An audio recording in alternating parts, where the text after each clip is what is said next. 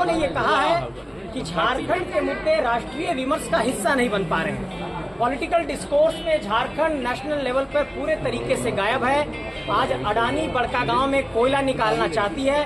ग्रामीण कहते हैं गोंदलपुरा के कि हम नहीं देंगे जमीन, इसके बावजूद भी उन पर फर्जी FIR मुकदमे किए जाते हैं। देश के अलग अलग हिस्सों में कुछ भी होता है तो वो राष्ट्रीय विमर्श का हिस्सा बनता है।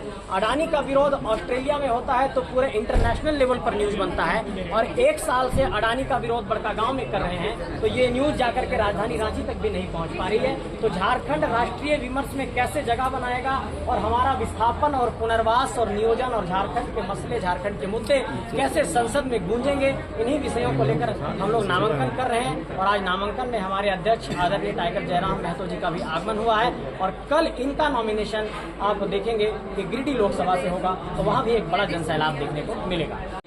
देखिए, सबसे पहला बात है कि जो बेरमो के विधायक बड़े भाई अनूप जी हैं, वो कहीं ना कहीं बौखलाहट उनमें दिख रही है। इसलिए बौखलाहट दिख रही है कि जब से मैंने पहले ही कहा कि मैं एक पढ़ा लिखा यूथ आ रहा हूँ, मैं सोशल इंजीनियरिंग की बात करूंगा, मैं सोशल जस्टिस की बात करूंगा, और मेरा जो पार्टी होगा उसमें अल्पसंख्यक केवल वोटर नहीं होगा, लीडर बनेगा। अभी तक जो महागठबंधन है वो अल्पसंख्यक को वोटर बना के रखती थी। जब हमने धनबाद से एक अल्पसंख्यक को कैंडिडेट बनाया है तो उनको हालत खराब है। अगर वो सच में अल्पसंख्यक के हितैषी हैं तो भाई आपके पिताजी को 5 बार 6 बार से विधायक बनाया अल्पसंख्यक ने, आपको विधायक बनाया, अब अपनी पत्नी को जाके सांसद बनाएंगे। अल्पसंख्यक हितैषी हैं, आप अपनी पत्नी के नाम को वापस करें, एक अल्पसंख्यक उम्मीदवारी तय करें, हम नाम वापस कर लेंगे अपना।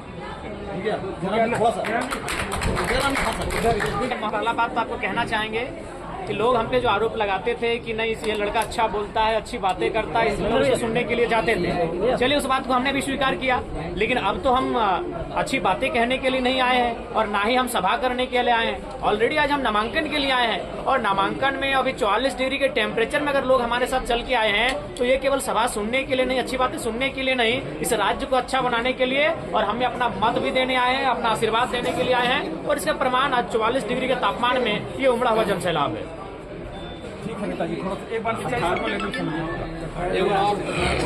बड़े भाई का सवाल आया है, मैं सवाल का उत्तर देना चाहूंगा। देखिए, मेरा ये मानना है, क्योंकि आज जिस प्रकार से देश को लोगों ने गंभीर विषयों पर देश बात नहीं करता। आज देश के युवा गंभीर विषयों पर पॉलिटिकल चर्चा नहीं करते हैं। आज देश के युवा जो विषय पर चर्चा करते हैं वो देश के लिए हितकारी नहीं है। इसीलिए हम लोग अगर सदन में जाते हैं तो देश के जो गंभीर विषय हैं, आज शिक्षा पे बात होगी, बेरोजगारी पे बात होगी, बढ़ते हुए पलायन पर बात होगी, हमारी जमीनों के संरक्षण पर बात होगी, झारखंड की स्थानीय नीति पर बात होगी, जो गंभीर मुद्दे हैं उनके साथ हम लोग सदन में जाएंगे। अभी तक लोगों का मानना है कि देखिए, इस पर हम स्पष्ट कहना चाहेंगे कि मंत्र से हम हर धर्म हर आस्था का सम्मान करते हैं, लेकिन मंत्र से किसी का भोजन नहीं जुड़ता है। तो ये लड़ाई रोटी की है, और रोटी की लड़ाई कहीं ना कहीं जमीन से आती है, तो हम अपनी जमीनों की बचाने की बात करेंगे। रोटी नियोजन से आती है, हम झारखंड के नियोजन नीति पर बात करेंगे, हम स्थानीय नीति पर बात करेंगे।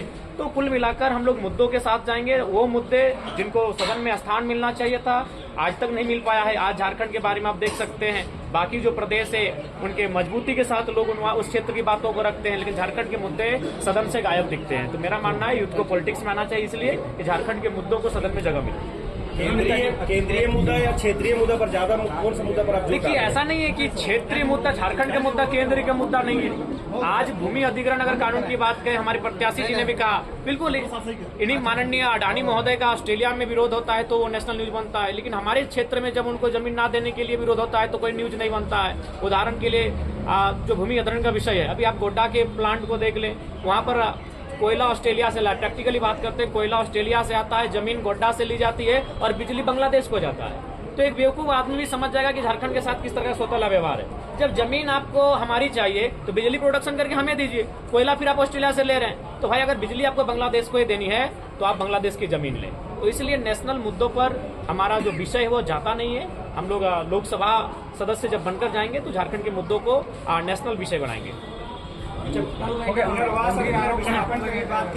स्पीच अच्छा देता है, बेहतर बात रखता है, इसलिए लोग इनको सुनने के लिए जाते हैं। तो इस भीड़ ने 44 डिग्री के तापमान ने ये बता दिया कि जो भीड़ हमारे साथ आती है वो हमें वोट भी करेगी। और आज चतरा में भी हमने देखा, आज हजारीबाग में भी देख रहे हैं, और कल गिरिडीह में भी देखेंगे कि अब जो भीड़ हमारी सभाओं में आते थे वह कहीं ना कहीं वह जनसैलाब अब मतदान करने का कार्य करेगी और इस झारखंड राज्य की तस्वीर को बदलने का कार्य करेगी। क्या माटी का लाल करेगा कमाल? निश्चय कमाल करेंगे। हम लोग पहले बोल दिए कि हम लोग किसी भी प्रकार से जो ऑल पॉलिटिक्स है उन विचारधाराओं से हम लोग विपरीत जाएंगे। जो राजनेता सत्ता और संपत्ति का सुख भोगते हैं उन विचारधाराओं से हम लोग विपरीत जाएंगे।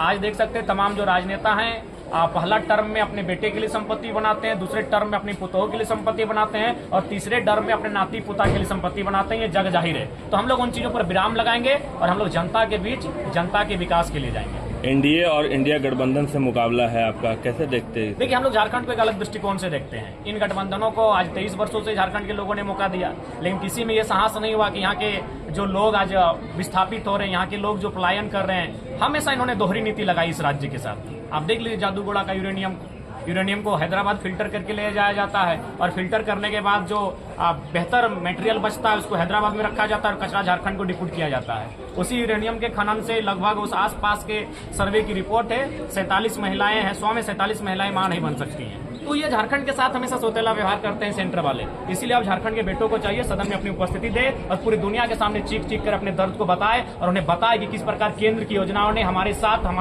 हमारी जमीनों को छीनने का काम किया है, हमें विस्थापित करने का काम किया है, हमें गांव-गांव उजाड़ने का काम किया है। हमारे कोयला, जब हमें कोयला चाहिए तब तो ये बड़े प्यार से आते हैं, लेकिन उजड़ने के बाद हमारी सुख सुविधा लेने वाला कोई नहीं। तो केंद्र के माध्यम से, दिल्ली के माध्यम से हमारी आवाज पूरे देश तक जाएगी। इंडिया गठबंधन ने भी अपना मैनिफेस्टो दिया है, एनडीए का भी अपना मैनिफेस्टो है, आपका भी है? देखिए, हम लोग का मैनिफेस्टो तैयार है। हम लोग 4 तारीख को रांची के में प्रेस कॉन्फ्रेंस के माध्यम से घोषणा करेंगे। दोनों के मैनिफेस्टो और आपके मैनिफेस्टो में क्या अंतर? देखिए, हमारे मैनिफेस्टो में झारखंड की चीजें दिखेंगी जो हम लोग सदन के माध्यम से झारखंड में लेके आ सकते हैं। हजारीबाग के किन मुद्दों को संदेह में? देखिए, हजारीबाग में मुद्दा होगा पलायन का, हजारीबाग में मुद्दा होगा भूमि अधिग्रहण का। और भूमि अधिग्रहण के लिए बड़का गांव देख सकते हैं आज किस प्रकार लोग 2 सालों से अडानी प्राइवेट लिमिटेड के खिलाफ संघर्ष कर रहे हैं, लेकिन टस से मस नहीं, लगातार कानूनों का दबाव बनता है। तो इसलिए मेरा मानना है कि हजारीबाग का जो हिस्सा है वहाँ भूमि अधिग्रहण का विषय है और भूमि अधिग्रहण सेंट्रल विषय होता है। केंद्र पर, सदन में इस पर हमारी आवाज मुखर होगी। गिरिडीह में कल आप नामांकन करने वाले हैं, क्या कुछ कहना चाहिए? देखिए, निश्चय ही गिरिडीह लोकसभा से कल डीसी ऑफिस बोकारो में हमारा नामांकन है। आप सभी को सादर आमंत्रित करते हैं और आशा करते हैं तमाम जनता का प्रेम हमें मिले ताकि उस प्रेम के माध्यम से इस राज्य की तस्वीर को बदलने में हम लोग सहायक हो सकें। धन्यवाद।